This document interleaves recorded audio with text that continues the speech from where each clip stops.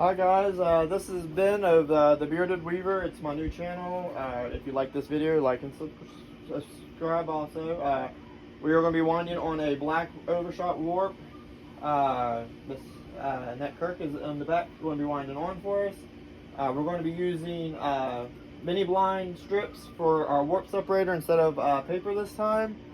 We're weaving this bag. I did a black and a gray and purple a couple of weeks ago. Now we're going to do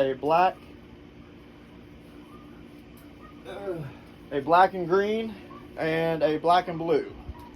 So it'll be pretty interesting to see those come up. But on this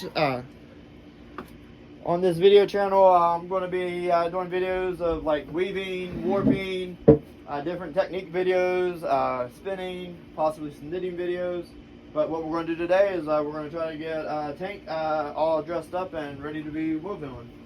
I hope you enjoy this. Alright, thank you.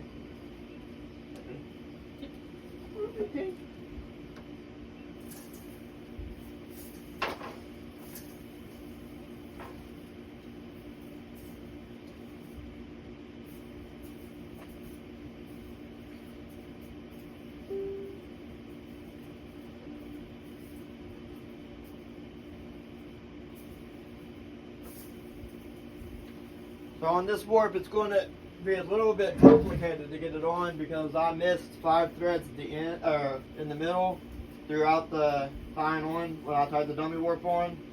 So I had to put repair threads in.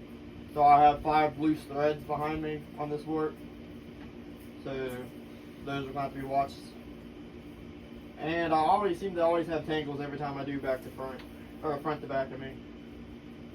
So.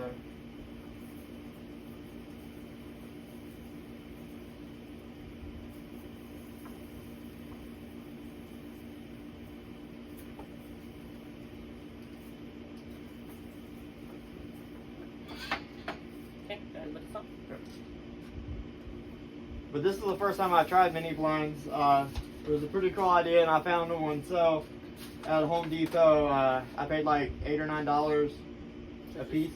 Yeah, put them in here. Yeah, and just one. How? There you go. Just leave it lay? Yeah. Okay. Put another one?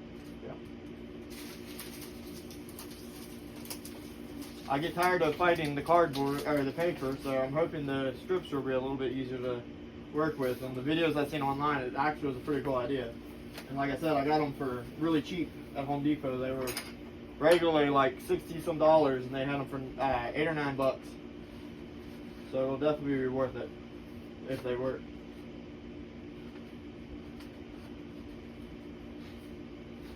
What if they slip into each other? Yeah, they're fine. Just double them up and roll on them. Pretty much you're just trying to avoid the warp threads from dropping in on each other. Okay.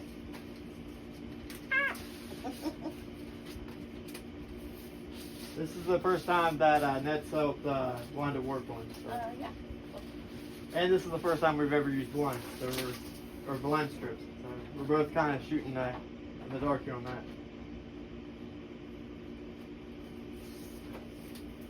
You can wind on a little bit more before you put another strip on. If I can get the thing.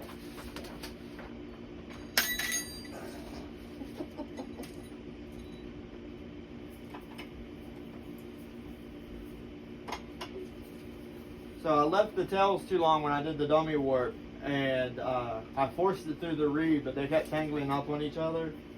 So what I did, and thankfully I did, because I went through and found the 5 missing threads, and I was able to get a repair on them.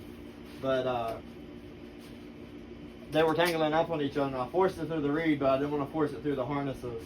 So I went through and shortened all of the tails before we tried to wind on. So it slowed me down a little bit, but I was able to catch those 5 threads, and in the long run I think it's going to help the whole process.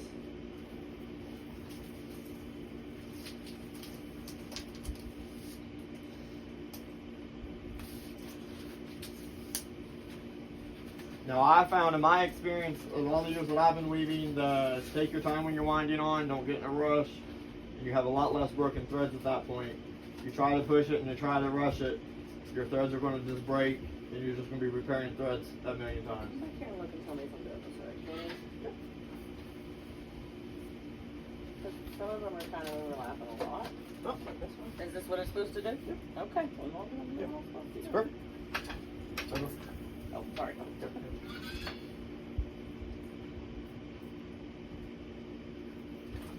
And if you don't have the benefit of a friend No. or assistant to help wind on, you can always use weights.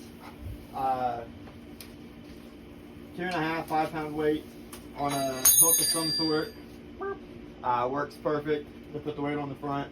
I typically only warp back to front, but like I said, for a dummy warp, so I didn't have to rethread because it's the same threading. So to avoid that, I went ahead and did the dummy warp, so you have to do front to back. So to avoid threading, I'm doing it this way, but if it was traditionally, I'd be doing back to front. The next warp video will be probably on my brand new 16 harness 32-inch Ashford table loom. They did a limited run of them this year, and I managed to snag one. His name is Reaper. He is really nice. We almost got him put together, and I'm hoping to put a warp on him within the next couple weeks. And then later this summer, later this summer, hopefully by August, I'm hoping to have my Louette David loom that a very good friend of mine in Alabama has been so kind as letting me make payments on. So hopefully he will be here and paid off by August. He is an 8 harness 43-inch Louette David 3. It is the loom that I've been wanting since I started weaving. So I'm super excited to get him in down here and get him up and running. The plan is I'm planning on putting a tinsel warp on him. The pattern will be the Monarch shawl, the interweave. It's not moving. Hold on. Something blocking it? It's stacked in. But the pattern is going to be the Monarch shawl that I'm going to put on him in tinsel and bamboo. So it should be really pretty. Should be pretty nice for him because he hasn't, according to her, hasn't done anything but plain weave since he moved to the States. So it should be pretty exciting.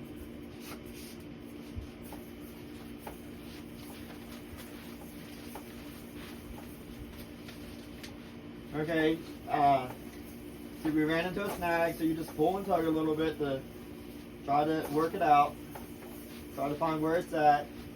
You do not want to just force it because that's when the threads start breaking. Give it a good tug. Try it again. And if it doesn't work, just try it again. Okay, here we go. Moved a little bit. I feel like I should spread these out. But listen to the loom. If it does not want to go, do not force it. We were wanting to warp a long while back, and the time when we were winding it on, they kept trying to force it on there, and the time it was done, I had to repair over 20 some threads. It was horrible. So definitely listen to the loom and just take your time with it. Enjoy the process. Warping is part of the process of weaving. Yeah, weaving is the funnest part, but sometimes the warping is part of the process. So, all right, guys. Well, you get the pretty gist of the idea. So I'm gonna let you go. But like I said, this is Tank, and hopefully the next video will be me starting throwing the shuttle once we get this warp wound on, because it'll take a little while. So it's an 8-yard warp, so we'll get it wound on, and then hopefully the next video I will be shooting will be me putting the warp, weaving the warp. Thanks for watching.